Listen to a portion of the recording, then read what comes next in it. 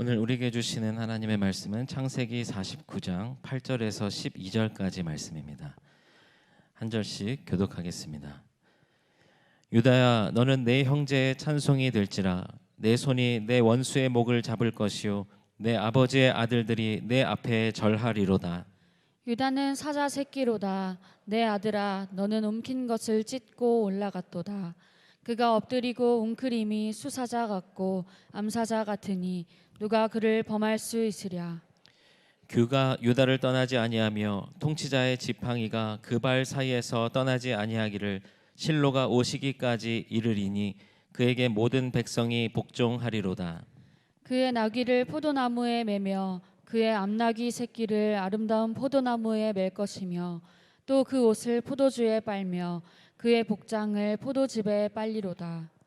그의 눈은 포도주로 인하여 붉겠고 그의 이는 우유로 말미암아 희리로다. 아멘.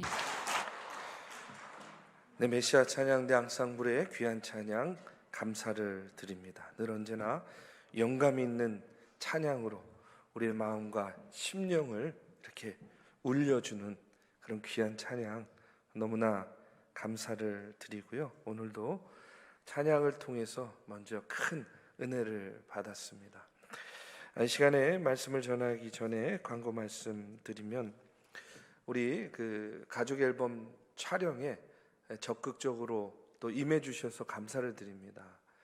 근데 정해진 기한이 있었는데 아직도 찍지 못하신 그런 분들이 계십니다. 그래서 사실은 그 촬영해 주시는 김창수 권사님은 원래 그 프로페셔널 사진 작가잖아요. 자기 일이 있는 분이시거든요. 그래서 언제까지든지 그 장비를 교회에다 갖다 놓고 우리 사진을 계속 찍어줄 수는 또 없는 일 아니겠습니까? 그래서 우리 권사님하고 의논해서 아직 찍지 못하신 분들 마주 찍을 수 있도록 또 날을 잡아가지고 광고 드리겠습니다. 꼭 기억하시고 마주 다 찍으시기를 바라고요. 또 우리 본교회 조금석 장로님 이번에 서울연의 장로회 연합회 또 회장으로 취임하시게 됐습니다. 또 연회의 귀한 일 맡게 되었는데 여러분들 잘 감당할 수 있도록 기도해 주시고 또 축하해 주시고 또 축복해 주시기를 바랍니다. 춘계 대신방을 실시합니다. 제가 중앙교회에 부임해가지고 대신방을 실시를 했고요. 그 다음에 이제 시마다 때마다 필요에 따라서 가정들을 신방을 했습니다. 또 코로나 팬데믹 3년을 거치면서 참 신방하는 것이 어려운 일이 됐어요. 이제 팬데믹이 끝나고 다시 한번 일상을 회복하는 그런 과정 속에서 우리 성도들의 가정을 신방하려고 합니다. 여러분, 이 신방이 굉장히 중요한 이유가 뭐냐면 그냥 여러분의 가정을 방문하고 오는 것이 아니라 그 시간을 통해서 여러분 가정의 일들을 들으면서 여러분의 가정의 기도의 제목들을 알게 되는 거예요, 목회자가. 그러면 저는요, 새벽 예배든지 또 일상생활 속에서 성령께서 여러분들의 그 기도 제목들을 생각나게 해주십니다. 참 희한하죠? 예.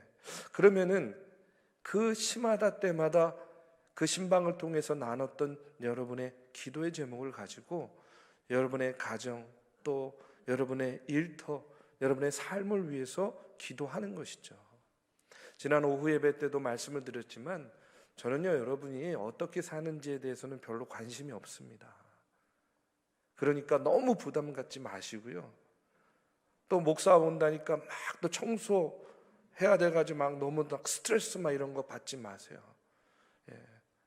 그냥 여러분 가정에서 신방받고 예배 드리면서 여러분의 기도의 제목들을 나눠주시면 그것을 가지고 저는요, 날마다 여러분 주의 성도들, 우리의 성도들을 생각하면서 기도하는 겁니다. 여러분, 목사가 해야 될 가장 중요한 일이 성도들 위해서 기도하는 거 아니겠습니까? 그래서 지난번에 신방 받으신 분들도 또 받으시고 또 신방 받지 않으신 분들도 가정을 오픈하는 것에 대해서 너무 부담 갖지 마시고요.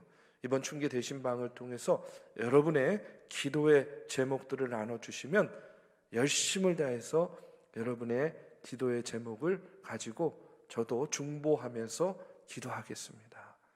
이번 대신방에 여러분들 적극적으로 참여해 주시기를 부탁드립니다. 이 시간에 이제 계속해서 창세기 49장의 말씀을 나눕니다.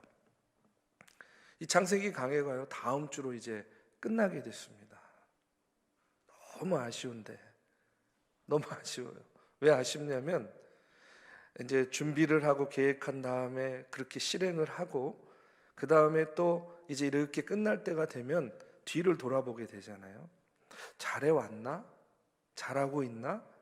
그러다가 이제 마칠 때가 돼보면 그런 아쉬움이 드는 거예요. 내가 좀 더 열심히 준비할 걸, 내가 좀 더 열심히 기도할 걸. 근데 이런 아쉬움들이 이제 남게 되더라고요.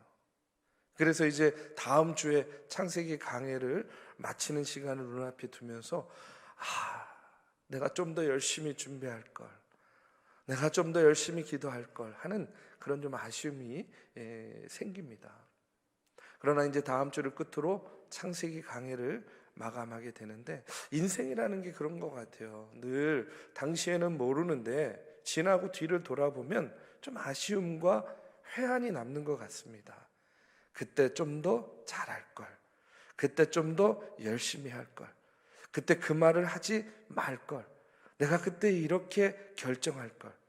이런 인생의 회한들을 가지고 우리가 살아가는 것이 우리네 인생의 모습이다, 이런 생각이 듭니다.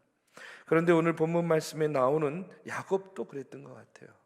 우리가 지난 시간에도 나눴지만 죽음을 목전에 둔 야곱이요, 이제 자신의 삶을 돌아보면서 회한해졌습니다.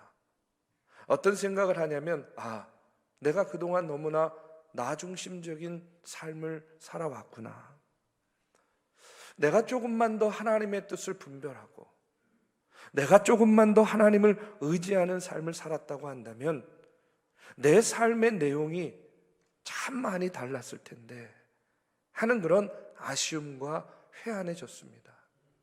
그러면서도 야곱이 고백하는 것은 뭐냐면 내 출생에서부터 지금까지 하나님이 나와 함께 계셨고 하나님께서 나를 길러주셨구나 하는 그런 깨달음, 그런 고백을 그가 이제 하게 되는 것이죠.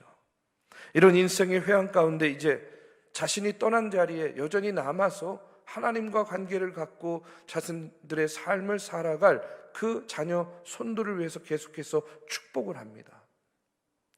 이제 마지막 힘을 다해서 그들을 축복하고 그들의 삶에 대해서 예언을 하는 이야기가 나오는데, 이제 오늘 본문 말씀에 보면 장자인 르우벤을 시작으로 해가지고 한 사람 한 사람에 대해서 축복하고 예언의 말씀을 합니다. 그런데 오늘 말씀에 보면 유난히 야곱이요, 누구를 축복하는 걸 보게 되냐면 요셉과 유다를 아주 두드러지게 축복하는 것을 보게 돼요. 야곱의 모습을 보면서 그런 생각이 들어요. 하나님께서 어떤 사람을 눈여겨보시는가 하는 것을 오늘 그런 야곱의 모습을 보면서 다시 한번 깨닫게 됩니다. 오늘 이 시간에는요, 특별히 유다에 대한 이야기를 좀 나누려고 합니다. 8절에 보면 야곱이 유다에게 이렇게 이야기합니다. 너는 형제들의 찬송이 되며 내 아비의 아들들이 내 앞에서 절하리로다 하고 이렇게 유다를 축복해요. 9절에 보니까 사자새끼라는 말이 나옵니다. 이것은요, 아기 사자를 얘기하는 것이 아니라 젊은 사자를 이야기하는 거예요. 유다야, 네가 젊은 사자같이 강하고 힘이 있고 용맹한 지파가 될 것이다 하고 이렇게 축복을 해줍니다. 10절에 보면 홀이 유다를 떠나지 아니할 것이다 라고 이야기했는데, 홀은요, 왕의 지팡이를 의미합니다.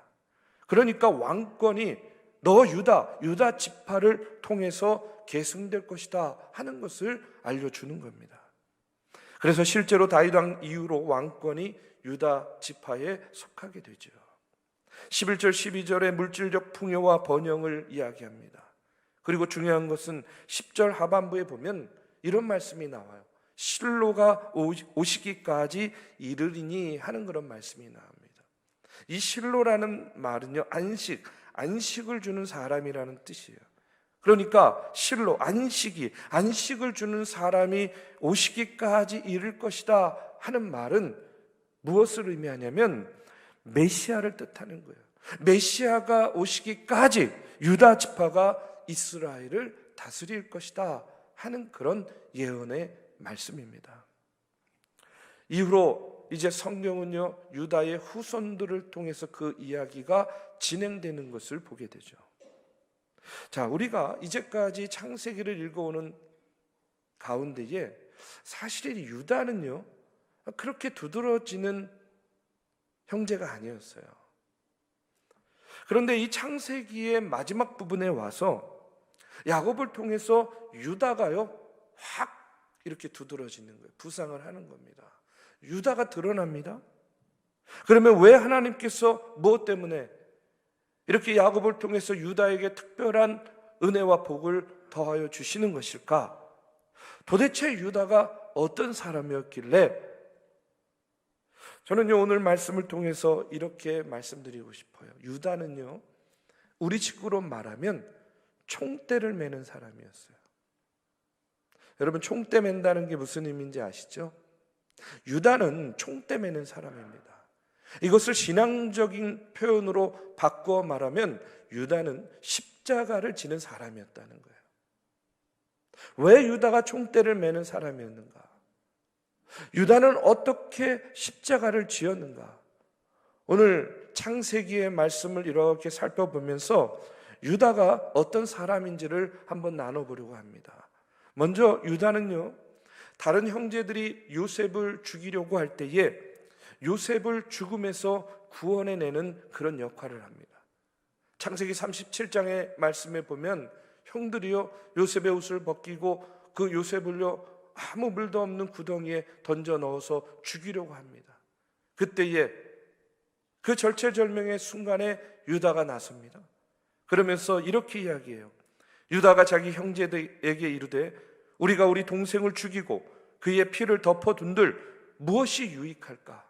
자, 그를 이스마엘 사람들에게 팔고 그에게 우리 손을 대지 말자. 그는 우리의 동생이요 우리의 혈육이니라 하며 그의 형제들이 청종하였더라. 동생을 죽이고자 하는 그런 형제들을 유다가 나서서 지금 어떻게 하는 거예요? 설득하는 거예요. 죽이지 말자. 차라리 이스마엘 상인들에게 팔자 제안합니다. 이 제안을 통해서 요셉이요 자신의 생명을 보존할 수 있게 된 것이죠. 그런데 또 이어지는 말씀에 보면 이제 요셉을 죽음에서 구했는데 창세기 38장에 보면요 유다의 이야기가 나옵니다. 그런데 창세기 38장에 이어지는 유다의 이야기를 보면 상당히 참 이렇게 말하기가 거북한 이야기예요. 여러분 한번 쭉 38장을 따로 읽어보세요. 정말로 오늘날로 보면요, 아니 그때 시각으로 봐도 대단히 패륜적인 이야기가 38장에 장황하게 등장을 하고 있습니다. 제가 간단하게 말씀을 드리면 이런 이야기예요. 창세기 38장에 보면 유다가 요셉을 죽이려고 했던 다른 형제들을 떠나서 가나안 사람 수아라고 하는 사람의 딸과 결혼해서 살았을 때의 이야기가 나옵니다. 그런요 아들 3명을 낳았어요. 그런데 유다의 가정은 행복하지 않았습니다. 왜냐하면 큰아들 엘이 다말이라는 여인을 맞아서 결혼을 했는데 이 아들이요 곧 죽음을 당하게 돼요. 죽게 되었어요. 큰아들이 아이가 없이 죽게 되면요 그 당시의 풍습은요 그 큰아들의 아내 형수가 되겠죠. 그 둘째가 그 형수를 맞아들여야 되는 겁니다. 그래서 당시 풍습에 의해서 둘째 아들이 형수 다말과 함께 살게 되었습니다. 그런데 이 둘째 아들도 얼마 가지 않아서 또 죽게 되는 거예요. 아들이 둘이요 갑자기 죽었습니다. 그러니까 유다 입장에서는 이 셋째까지 다말에게 주고 싶은 마음이 없었던 것 같아요. 그래서 유다는요 며느리 다말에게 셋째 아들이 장성할 때까지 집에 가서 기다리라 이렇게 해놓고 결국에는요 셋째 아들을 다말에게 주지 않으려고 하는 거죠. 그런데 이 며느리 다말이 이렇게 보니까 이러다가는 결국 자기는요, 아이도 얻지 못하고 죽게 될 것이다 하는 그런 생각이 들어서 계략을 꾸며요. 계략을. 그 계략이 무엇이었냐면 시아버지가 지나가는 길에 창녀로 분장을 하고 시아버지를 유혹합니다. 그런데 이 유다는요, 이 여인이 며느리인 줄도 모르고 이제 관계를 맺고 그 값을 치르겠다고 다말에게 징표를 주고 떠나게 돼요. 그런데 그날 아이가 들어선 겁니다. 그 후에 유다는요, 며느리 다말이 임신했다 하는 그런 소식을 듣게 돼요. 그런데 그 아이가 자신의 아이인 줄을 모르고 며느리 다말이 행음을 해서 임신한 줄로 알고 그를요, 죽음의 형벌로 다스리려고 합니다. 그 당시에 행음한 여인은 어떻게 형벌을 가했냐면 돌로 쳐서 죽이는 거예요. 그런데 그 절체절명의 위기 가운데 다말이요, 뭘 꺼내냐면 유다로부터 받은 징표를 꺼내는 거예요. 그제서야 유다가 알게 된 거예요. 그 다말이 임신한 아이가 자기 아이라는 것을 알게 되었고, 며느리가 그렇게 행동한 까닭이 자기가 셋째 아들을 며느리에게 주겠다 하는 그 약속을 지키지 않아서 된 일이다 하는 것을 알게 된 거예요. 그런데 여러분 한번 생각해 보십시오. 지금 어쨌든 알게는 됐는데 이 알게 된 사실을 누구와 누구만 아는 겁니까? 자신과 며느리 다말만 아는 거예요. 그러면 우리 같으면 이런 상황 속에서 어떻게 대처했을까요? 어떻게 했을 것 같습니까? 며느리와 유다만 알고 있습니다. 이 일이 일어나면요, 엄청난 충격이고 파문이고 얼마나 수치스러운 일입니까?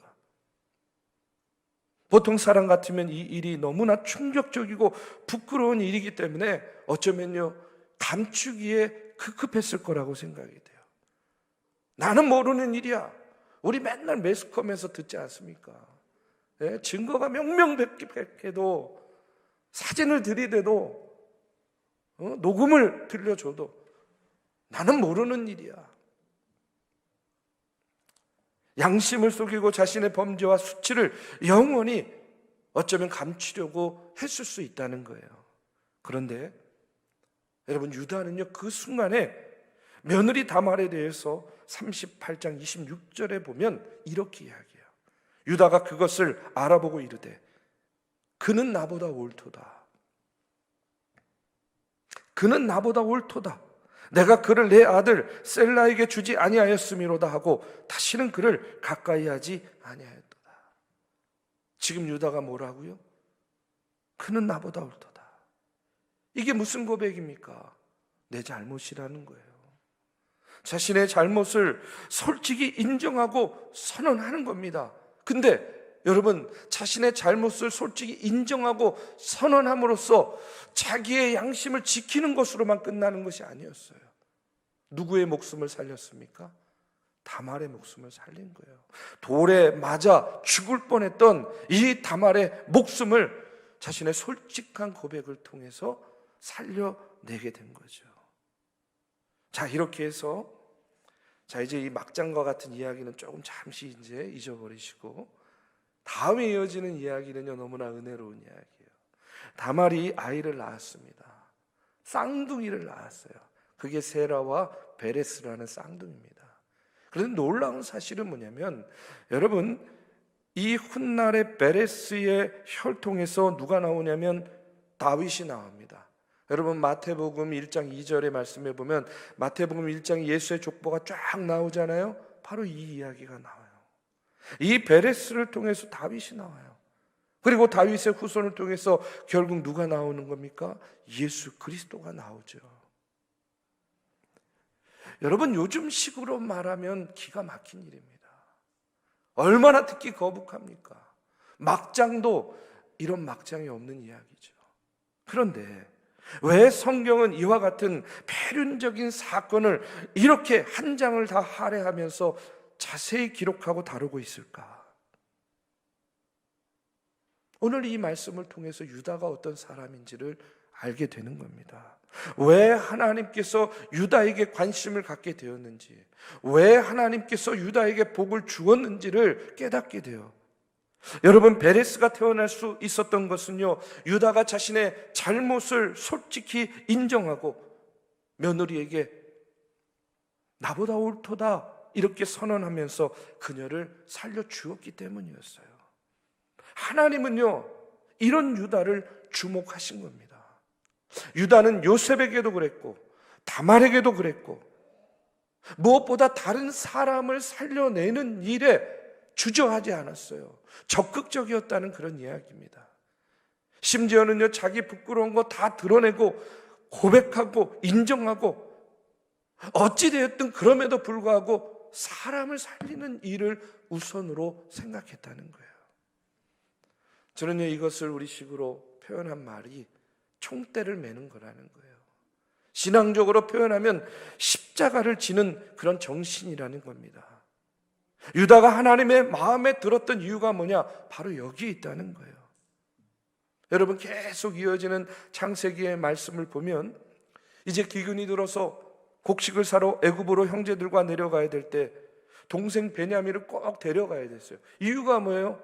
총리가 된 요셉이요, 그렇게 지시를 했잖아요. 그러니까 애굽의 총리가 데려오라 그러니까 당연히 데려가야 됐어요. 근데 그런 사실을 모르잖아요. 이 아버지가 완강하게 거부합니다. 그때 유다가 아버지 야곱을 설득하는데 창세기 43장 8절 9절의 말씀에 보면 이렇게 나와요. 유다가 그의 아버지 이스라엘에게 이르되 저 아이를 나와 함께 보내시면 우리가 곧 가리니 그러면 우리와 아버지와 우리 어린 아이들이 다 살고 죽지 아니하리이다. 내가 그를 위하여 담보가 되오리니 아버지께서 내 손에서 그를 찾으소서. 내가 만일 그를 아버지께 데려다가 아버지 앞에 두지 아니하면 내가 영원히 죄를 지리이다. 온 가족을 살리기 위해서 지금 이 순간에도 유다는요, 자기가 뭐가 되겠다는 거예요? 담보가 되겠다는 거예요. 가족을 위해서 자기 자신 하나 희생하겠다는 겁니다. 총대를 매겠다고 나서는 것이죠. 또 어떤 일이 벌어집니까? 곡식을 가지고 돌아오는 길에 하필이면 베냐민의 곡식 자루에서 총리의 은잔이 나오게 되죠. 베냐민이 붙잡혀 가게 되는 상황이 되었을 때 창세기 44장 14절 이하의 말씀에 쭉 보면은 유다가요, 자신이 대신 종이 되겠다 하고 이렇게 나서는 것을 보게 됩니다. 베냐민 돌려보내 주십시오. 베냐민이 가지 않으면 우리 아버지 죽습니다. 베냐민 대신에 그 죄값으로 나를 대신해서 종 삼으세요. 이렇게 이야기하는 거예요. 그렇게 나오는 바람에 모두가 살게 되죠. 자, 여러분, 유다가 하나님의 눈에 들었던 이유가 바로 이런 것에 있는 거예요. 유다는 다른 사람을 살려낼 수만 있다면 기꺼이 자기 자신을 희생하려고 했던 사람입니다. 유다는 그야말로 예수 그리스도의 십자가 정신을 가지고 있었던 사람, 예수 그리스도의 십자가 정신을 실천했던 사람이라는 거예요. 자, 여러분, 훗날에 사사기 1장의 말씀에 보면 이스라엘 백성들이여 가나안을 정복하는 정복전쟁의 이야기가 나오게 됩니다. 그런데 그 전쟁의 기사를 읽어보면 여러분, 전쟁을 하게 되면 이렇게 쭉 대형을 쓰지 않습니까? 쭉 대형을 쓰는데 항상 그 전쟁의 가장 선봉에 누가 서느냐? 유다 지파가 서는 거예요. 옛날 전쟁 여러분 영화 같은 거 보시면 아시잖아요. 이렇게 대형을 갖추고 서는 겁니다. 다 대치하고 있죠. 그러다가 돌격 앞으로 그러면 이제 막 와 하고 이제 달려들잖아요, 서로. 그러면 보십시오. 맨 앞에 서 있는 군인, 맨 선봉에 선 군인들이 가장 용맹한 사람들이기도 하지만 가장 먼저 죽는 사람이기도 해요. 그렇죠? 그런데 중요한 건 뭐냐면 전쟁이 끝난 다음에 그 이스라엘 백성들의 인구를 계수해 보면 놀랍게도 유다 지파가 가장 많아요. 여러분, 신기하지 않습니까? 전쟁이 있을 때마다 가장 앞에 서서 선봉에 서서 목숨을 걸고 싸우고 가장 많은 그런 희생을 했을 텐데 여전히 인구 계수를 할 때마다 유다 지파가 가장 많습니다. 이유가 무엇이겠어요? 하나님이 유다 지파와 함께 하시고, 하나님이 유다 지파를 지켜주시고, 하나님이 유다 지파를 세워주셨기 때문이라고 믿습니다. 우리 사랑하는 믿음의 성도 여러분, 유다의 모습, 유다 지파의 모습을 통해서 깨닫게 되는 것은 뭐냐면, 이처럼 총대를 매는 사람, 십자가를 지는 사람, 여러분, 하나님께서 책임져 주신다는 거예요. 하나님께서 가장 큰 복을 더해 주시는 줄로 믿습니다. 그래서 예수님께서 마태복음 16장 24절에 보면 뭐라 이야기하십니까? 아무든지 나를 따라오려거든 자기를 부인하고 자기 십자가를 지고 나를 쫓을 것이다, 이렇게 이야기해요. 우리가 예수 믿는다고 고백하지. 여러분, 예수 믿으십니까? 예수 믿으십니까? 근데 그 예수 믿는다는 고백 속에는요, 어떤 고백이 있는 거냐면, 정확하게 말하면 예수님의 십자가를 지고 예수님을 따르는 것을 예수 믿는다라고 이야기하는 거예요. 다시 한번 말씀드립니다. 우리가 예수 믿는다는 것은 내가 예수님의 십자가를 지고 예수님을 따르는 것을 예수 믿는다라고 이야기하는 겁니다. 그러면 우리가 져야 될 십자가는 무엇인가? 저는요, 이렇게 말씀드리고 싶어요. 십자가는 곧 사명이라는 거예요. 우리 한번 따라해 보겠습니다. 십자가는 사명이다. 십자가는 사명이다. 아멘. 예수님의 십자가는요, 우리를 죄와 죽음에서 구원하시기 위해서 하나님께서 예수님에게 맡겨주신 사명이었어요. 사명이기 때문에 예수님은요, 그 길이 어떤 길인지 알면서도 그 길을 가셨습니다. 그리고 십자가를 지신 거예요. 여러분, 우리에게도 저는요, 각각 져야 될 십자가가 있다고 믿습니다. 다시 말해서 하나님께서 우리에게 주신 사명이 있는 것이죠. 예를 들면 가정에서나 직장에서나 복음을 전할 사명을 주셨습니다. 이 땅의 교회 가운데 우리 중앙교회로 불러주셨으면 이 중앙교회를 세워 나아갈 사명을 주신 거예요. 우리의 눈을 들어 주변을 보면서 예기치 못한 어려움과 재난 가운데, 고통 가운데 있는 소외되고 어려운 이웃들을 섬기라. 여러분, 이런 사명을 하나님께서 우리에게 주신 겁니다. 그 외에도 우리에게는요, 너무나 다양한 그런 사명이 있죠. 신학자 토마스 아켄피스는요, 이렇게 이야기합니다. 참고 순종하며 십자가를 지라. 그리하면 마지막에는 그 십자가가 너를 져줄 것이다.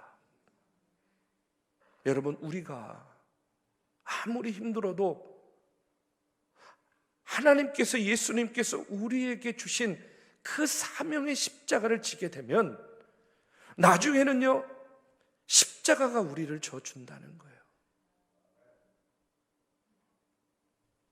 지금 비록 어렵고 힘들어도 내가 그 십자가를 어떻게든지 지고 가면 언젠가는요, 이제 십자가가 나를 져주는 그런 놀라운 은혜를 우리가 경험하게 된다는 겁니다.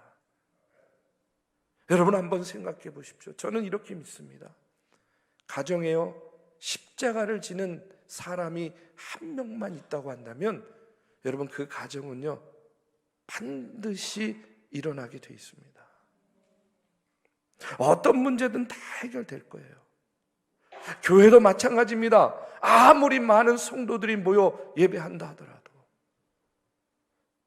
이 공동체를 온전히 세워나가기 위해서 총대를 매는 한 사람, 십자가를 지는 한 사람만 있다고 한다면 여러분, 교회의 어떤 문제든 해결되지 않을 일이 없다고 저는 믿습니다.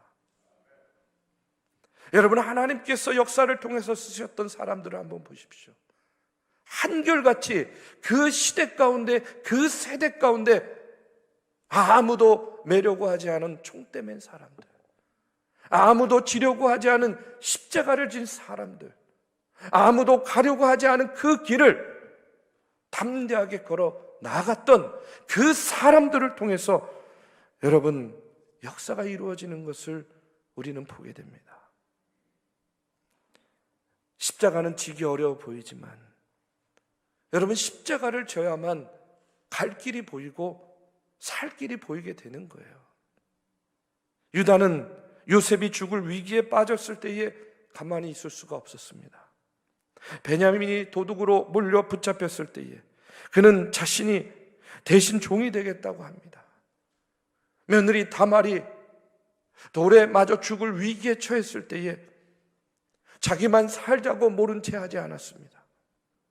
여러분, 이것이 유다가 복을 받은 이유고 유다가 주목받은 이유고 유다 지파가 이스라엘 가운데에서 가장 귀하게 쓰임받는 이유였다고 믿습니다. 우리 사랑하는 믿음의 성도 여러분, 우리 중에도 하나님, 제가 십자가를 져서 우리 가정 살 수 있다면 제가 우리 가정에 십자가 지겠습니다.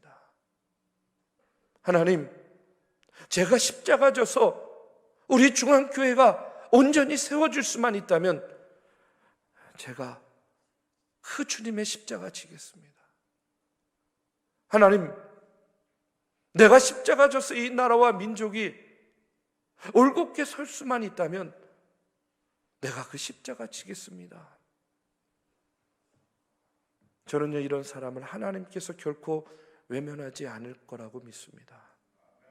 여러분, 우리가 함께 교회를 섬기다 보면 때로는 갈등도 어려운 일도 생기죠. 그런데 그런 때에 유다처럼 다말의 목숨을 건져주려고 그가 나보다 옳도다, 그가 나보다 옳도다, 우리가 이렇게 서로 섬기면 우리 가운데에 여러분 유다와 같은 인물이 나올 거라고 저는 믿습니다.